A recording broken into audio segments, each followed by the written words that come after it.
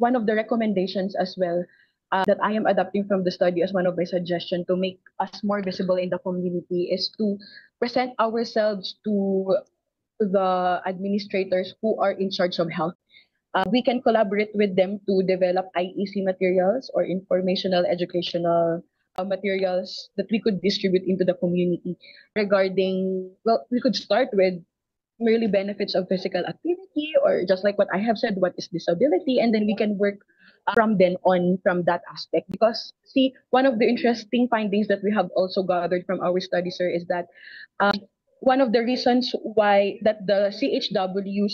see why they are not quite informed about physical therapy or rehabilitation in general is that the materials and the seminars that the DOH conduct for them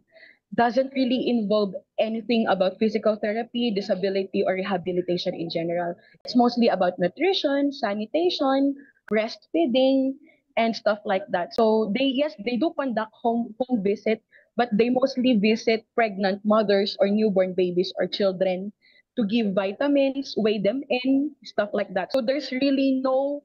or not that much available materials and seminars to educate the frontliners of the community when it comes to healthcare. So I think it's time that we step out of our offices and of our clinics,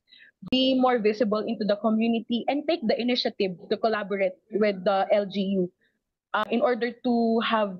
to reach the community really and to let them know what we can offer into the table.